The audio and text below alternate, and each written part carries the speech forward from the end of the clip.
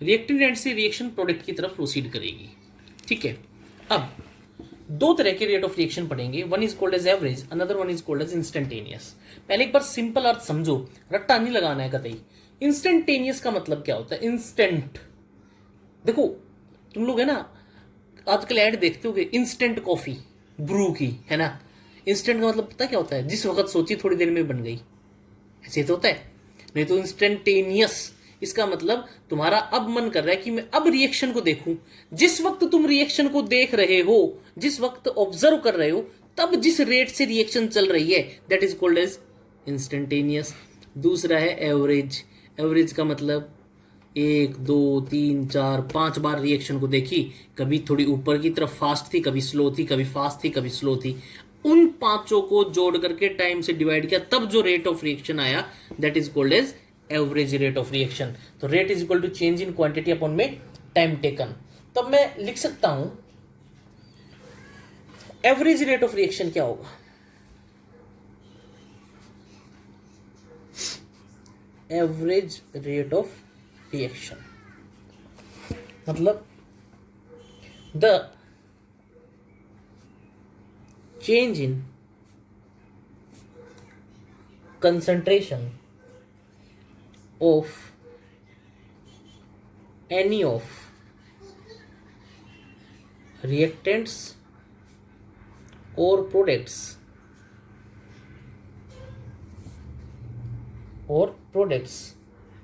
per unit time। तो our average rate is equal to change in concentration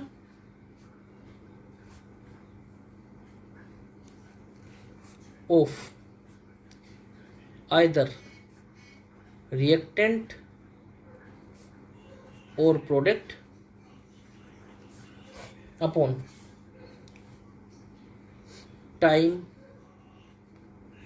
taken for change। बोलो यार होगा या नहीं होगा? अब सुनो, अब मान लो मैं कोई रिएक्शन है जो कि एक्स ऐसे प्रोसीड कर रही है, एक्स से और वाई बना रही है। एक एक चीज को समझना है, एक्स से क्या बना रही है? वाई। तो बेटा क्या अगर मैं एक्स को रिएक्टेंट कहूं, क्या होंगे ही, वाई प्रोडक्ट। ठीक है, तो बेटा अगर मुझे इसकी सेंस में, रिएक्टेंट की सेंस में रेट ऑफ रिएक्शन बताना हो, तो मैं क्या ऐसे नहीं लिखूंगा average rate of reaction. Rate of reaction किसकी सेंस में बता रहा हूं? रिएक्टेंट की सेंस में। तो मैं क्या ये नहीं लिखूंगा decrease in concentration of x. भाई रिएक्टेंट की तो रिएक्शन कब कंप्लीशन की तरफ जाती हुई मानी जाएगी? जब रिएक्टेंट की अमाउंट घटे, प्रोडक्ट की अमाउंट बढ़े। Decrease in concentration of x upon में टाइम टेकन। अरे बोलो यार, टाइम टेकन। और भाई साहब अगर ये तो थी एवरेज रेट ऑफ रिएक्शन किसकी सेंस में? रिएक्टेंट की में। और दादा अगर मैं बात करना चाहूं एवरेज रेट ऑफ रिएक्शन किसकी सेंस में? प्रोडक्ट की सेंस में। तो बताओ क्या ऐसा कुछ नहीं होगा? Increase in concentration of Y upon time taken. बोलो होगी या नहीं होगी? अरे आई बात समझ में? तो मैं बताऊं अभी तुम्हें एक, आज के बाद जब भी रिएक्टेंट के लिए यूज़ करोगे तो दो अलग अलग साइन यूज़ करूंगा मैं। एक जगह नेगेटिव साइन यूज़ करेंगे, एक जगह पॉजिटिव साइन यूज़ करेंगे। ये तो बेसिक सेंस हुई। अब बेटा एक एवरेज रेट ऑफ रिएक्शन के लिए एक पॉइंट और बताता हूं मैं। This rate is measured for a long time interval। कब रिएक्शन कंप्लीट हुई, कब तो पूरा टाइम टेकन हुआ, है ना। ठीक है, और जैसे जैसे as reaction proceeds the concentration of reactants is decreased and that of products is increased. बोलो होगा या नहीं होगा? ठीक है, दूसरा पढ़ते हैं इंस्टेंटेनियस. क्या पढ़ते हैं? Instantaneous. Instantaneous.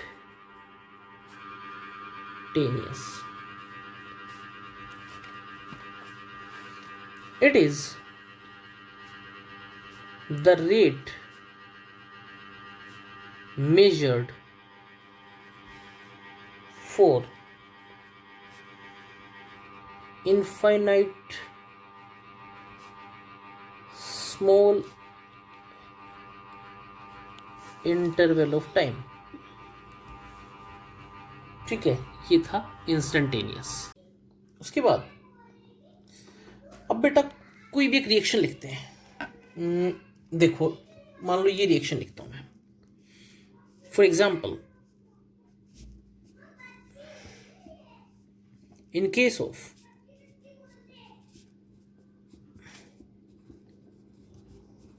Average rate of reaction, दो साइन हम बार बार यूज करेंगे. One is negative sign and another one is positive sign. इन दोनों साइंस की सिग्निफिकेंस क्या है? देखो, नेगेटिव साइन पहले बता देता हूं. देखो, नेगेटिव साइन है ना, रिएक्टेंट एंड पे आएगा. भाई रिएक्शन अभी मैंने बताया प्रोसीड करेगी रिएक्टेंट से प्रोडक्ट की तरफ. इसका मतलब ये है रिएक्टेंट की अमाउंट कम होगी. अमाउंट कम तो उसको सिग्निफाई करने के लिए कैसा साइन? Negative sign. प्रोडक्ट की अमाउंट बढ़ेगी, उसको रिप्रेजेंट करने के लिए कैसा साइन? Positive sign. तो देखो, इन negative sign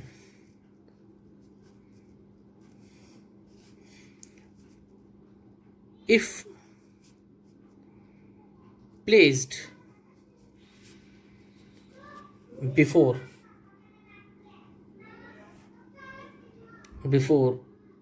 the participating reagent, then it shows decrease in concentration of reactant and positive sign shows increase in concentration of product. ठीक है. अब देखो, क्या अगर कोई रिएक्शन हो ए से बने बी, ठीक है, तो भाई साहब क्या ए से बी, अगर मैं इसको रिप्रेजेंट करता हूं, मैं कहता हूं minus of delta A by delta T is equal to delta B by delta T.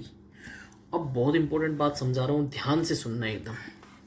तुम लोग है ना दो साइन देख रहे हो. डेल्टा, डेल्टा का मतलब होता है चेंज.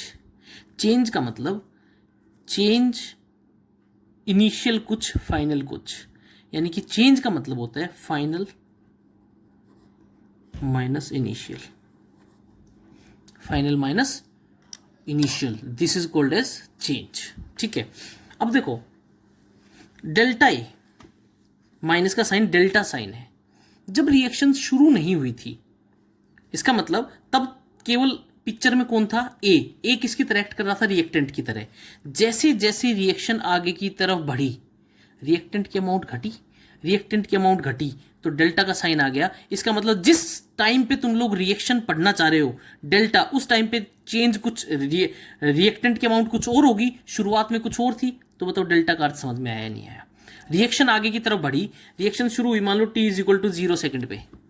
अब जब तुम लोग पढ़ने जा रहे हो तो t is equal to 5 second है. तो बताओ डेल्टा टी, क्या बताओ टाइम चेंज हुआ या नहीं हुआ? वही चेंज डेल्टा बी की तरफ, जब रिएक्शन शुरू हुई तो प्रोडक्ट नहीं था, लेकिन जैसे जैसे रिएक्शन आगे की तरफ बढ़ी प्रोडक्ट की अमाउंट बढ़ी तो चेंज आया। तो नेगेटिव और पॉजिटिव साइन तुम्हें पता चल ही गया। नेगेटिव किसको रिप्रेजेंट कर रहा था? रिएक्टेंट को, और पॉजिटिव किसको? Minus delta A by delta T, delta B upon में डेल्टा टी। देखो क्या, अगर मान लो ए से बी की तरफ रिएक्शन प्रोसीड कर रही है तो एक तो कंसंट्रेशन ए की वो होगी जो कि T1 टाइम पे होगी, शुरुआत का टाइम अगर T1 मान लो, और एक कंसंट्रेशन वो होगी जो कि ए T2 टाइम पे होगी भाई। अरे बोलो होगी या नहीं होगी? और डेल्टा टी किसको रिप्रेजेंट कर रहा है? T2 minus T1। और बेटा क्या मैं इसको ऐसे लिख सकता हूं, माइनस और डेल्टा ए को, ए T2 माइनस ए T1 upon T2 minus T1। क्या उसी तरह मैं बी को भी तो लिख सकता हूं, फिर बी T1 पे और बी T2 पे, तो मैं इसको ऐसे लिख सकता हूं E B T2 minus B T1 upon T2 minus T1। अरे बोलो यार। तो बेटा अब क्या होगा अगर मैं ग्राफिकल रिप्रेजेंटेशन लिखना चाहूं, मैं थोड़ा सा ग्राफ बना रहा हूं छोटा सा, तुम समझ जाओगे। अगर ऊपर कंसंट्रेशन हो और इस साइड टाइम हो, ठीक है भाई साहब? अरे बोलो। तो क्या अगर मैं ऐसा लिखना चाहूं,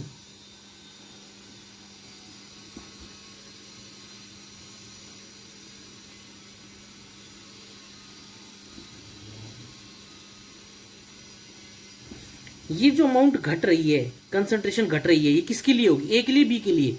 वेरी गुड। किसके लिए होगी? ए के लिए। और ये किसके लिए होगी? बी के लिए। ठीक है, अगर मैं बी के कोरस्पॉन्डिंग यहां पे कोई कंसंट्रेशन लिखता हूं, मैं इसको लिख देता हूं बी कंसंट्रेशन T2। ठीक है, और यहां पे अगर कंसंट्रेशन ये ए की कम हो रही है, ए T2। अरे बोलो होगी या नहीं होगी? अब ये जो कंसंट्रेशन होगी ये किसके लिए होगी? ए T2, ये ए T1, सॉरी ये T1। ठीक है, अब तीसरा क्या होगा? ये किसके लिए होगी? बी T1 के लिए। कुछ नहीं है, ये कंडीशंस जो हैं ये +1 में केमिकल इक्विलिब्रियम में पढ़ी थी तुम लोगों ने, साइन ऑफ इक्विलिब्रिया। ये प्रोडक्ट का रेट था, ये रिएक्टेंट का रेट था, एक बीच में कंडीशन आ गई थी इक्विलिब्रियम की कंडीशन, ऐसा ही कुछ था। ठीक है, नेक्स्ट अभी शुरू करते हैं। एक्सप्रेशन करवाता हूं आप लोगों को किसी भी रिएक्शन के लिए। देखो अगर मान लो कोई रिएक्शन है CO plus NO2 gives CO2 plus NO। अगर ऐसा है, सामने देखो रिएक्शन, बताओ रिएक्टेंट एंड कौन सा हुआ? CO plus N2। Product and कौन सा हुआ? CO2 plus NO। तुम लोगों को पता है यार, जब 1 मोल CO का 1 मोल NO2 के साथ रिएक्ट करेगा तो क्या बनेगा? CO2 और NO। अब इनकी रिप्रेजेंटेशन लिखनी है, कुछ भी नहीं है। ये रिएक्टेंट साइड के आगे कौन सा साइन आ जाएगा? नेगेटिव, प्रोडक्ट के सामने पॉजिटिव। एक बेटा अभी मैं बताता हूं, क्या मैं ऐसा लिख सकता हूं?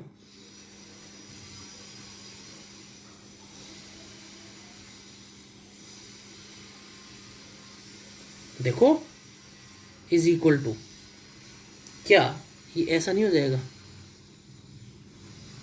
अपॉन में delta T is equal to NO upon में डेल्टा टी। ये जो ब्रैकेट दिखाई दे रही है ये किसको रिप्रेजेंट कर रही है? मोलर कंसंट्रेशन को, N/V। बोलो कर रही है नहीं कर रही है? ठीक है, अगर कोई तुम्हें ये कहे, ये रिएक्शन हो मान लो 2H2O2 gives 2H2O plus O2, अगर ऐसा है तो वही है, डिकम्पोजिशन की रिएक्शन है। अरे है नहीं है? तो रिएक्शन क्या हो जाएगी? 2H2O2 gives 2H2O plus O2। 2 mole of H2O2 decompose करके क्या बनाते हैं? 1 मोल O2 का और 2 मोल वाटर के। अरे बोलो, तो अब क्या लिखूंगा मैं इसको? रिएक्शन अपीयरेंस की सेंस में लिखो। अपीयरेंस का मतलब होता है ये कितना बना। क्या मैं इसको ऐसे लिख सकता हूँ? इज इक्वल टू 2a, तो सबस्क्रिप्ट कैसा जाएगा? Minus of delta H2O2 upon में डेल्टा टी। अरे बोलो हुआ या नहीं हुआ? अपीयरेंस की सेंस में लिखना है तो वाटर 1, ठीक है। तो क्या लिखूंगा मैं? इसका इंक्रीज ऑफ रिएक्शन अपीयरेंस है ये, इसकी अपीयरेंस, ये डिसअपीयरेंस थी। डिसअपीयरेंस थी तो कहाँ से शुरू हुआ था? इस साइड से। अपीयरेंस है तो कहाँ से शुरू होगा? इस साइड से। अगर मान लो कोई तुम लोगों को कहे कोई एक जनरल रिएक्शन लिखो, ये देखो मैं एक जनरल रिएक्शन लिख रहा हूँ, X1A plus X2B gives M1C M2D, ठीक है। अपीयरेंस डिसअपीयरेंस लिखनी है, डिसअपीयरेंस। तो क्या मैं इसको ऐसे लिख सकता हूँ? Minus of 1/x1 del A by delta T is equal to minus 1/x2 del B by delta T is equal to, बोलो, 1/m1 C by delta T 1/m2 delta D by delta T. बोलो बेटा बात समझ में आई या नहीं आई? ठीक है। एक और रिएक्शन के लिए एक्सप्रेशन लिखते हैं। मान लो रिएक्शन है 2N2O5 gives 4NO2 plus O2, ठीक है जी। लो जी, इसके केस में लिखो 1/2, अरे बोलो यार, delta N2O5 upon delta T is equal to, बोलो, 1/4 NO2 by delta T is equal to delta O2 by delta T. बोलो ये होगा या नहीं होगा? तो देखो बेटा, अभी थोड़ी देर पहले हम लोगों ने वाटर का लिखा था, वाटर का एक्सप्रेशन नहीं लिखा था, क्योंकि बेटा जब भी अभी मैं एक चीज लिखवाता हूँ, स्टार लगा करके एक पॉइंट आप लोग भी लिख लेना। लिखो, in aqueous solution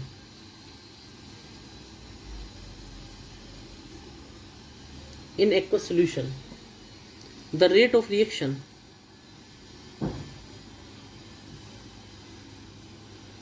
is not expressed in terms of change of concentration of water because the change in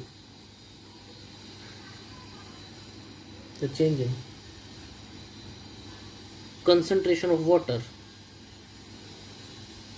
will be very small, ठीक है। और ये इतनी स्मॉल होती है कि हम लोग इसको नेग्लिजिबल अमाउंट मान लेते हैं, ठीक है। नेक्स्ट, अब जो पढ़ाने जा रहा हूं मैं, that is instantaneous rate of reaction. इसको बहुत ढंग से पढ़ते हैं थोड़ा। इंस्टेंटेनियस ग्राफिकल रिप्रेजेंटेशन भी पढ़ेंगे, सारा पढ़ेंगे। इंस्टेंटेनियस, ठीक है। इसको सिंपल बताऊं क्या है? The rate at any particular instant, ठीक है। It is also defined as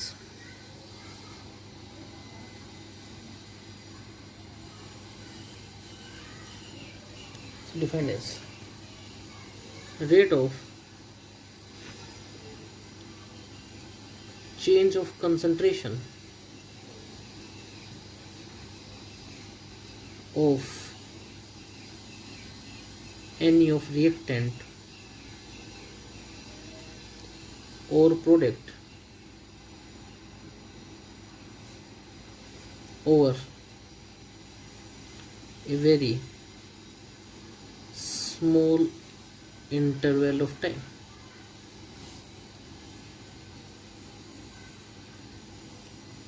ठीक है, अब देखो मैं क्या कहता हूँ। मान लो कोई रिएक्शन है वो ए से बी प्रोसीड करती है, ए से बी प्रोसीड करती है, ठीक है। तो बेटा तो मैं क्या कहता हूँ कि जो टाइम है ना वो बहुत स्मॉल इंटरवल ले लिया, स्मॉल इंटरवल ऑफ टाइम। और उसको स्मॉल इंटरवल ऑफ टाइम को आप लोग जैसे फिजिक्स में पढ़ते हैं स्मॉल एरिया डी एक्स पढ़ते थे, डी ए जो भी पढ़ते थे, डी टी हो गया। और बेटा जिस टाइम इंटरवल में मैं कहता हूं स्मॉल इंटरवल के साथ साथ स्मॉल अमाउंट जो चेंज हुई दैट इज डी एक्स, ठीक है। तो इंस्टेंटेनियस ए की छोटी सी amount d x at time t d t, तो मैं क्या इसको ऐसे लिख सकता हूं is equal to minus of d x by d t लिख सकता हूं यार, लिख सकता हूं बहुत आराम से। तो ये क्या हो गया, the rate of reaction at particular instant, ठीक है। और अब रिएक्शन क्या अगर मैं लिखना चाहूँ इंस्टेंटेनियस रेट तो क्या हो जाएगा, अगर इंस्टेंटेनियस लिखना है Na1A N2B gives M1C plus M2D, कुछ नहीं है, वही एक्सप्रेशन सेम वैसा ही। क्योंकि अभी जो मैं एक्सप्रेशन लिखूंगा पीछे एवरेज के लिए लिखा था, तुम लोग कहोगे सर सेम लिखा है, लेकिन इंस्टेंटेनियस का मतलब ये है कि पर्टिकुलर इंस्टेंट के ऊपर है वो, ठीक है। तो मैं क्या लिखूंगा -1/N1 dx था, तो अभी क्या हो गया dA, sorry dA molar concentration है dA बाई dt, वहां डेल्टा टी था, यहाँ dt है, वो टोटल चेंज था, ये क्या है स्मॉल चेंज है, is equal to -1/N2 dB by dt is equal to 1/M1 dC by dt is equal to 1/M2 dd by dt। बोलो मेरा बेटा बात समझ में आई या नहीं आई। ये इंस्टेंटेनियस रेट ऑफ रिएक्शन के लिए एक्सप्रेशन हो गया। आज के लिए इतना ही, और कल करेंगे।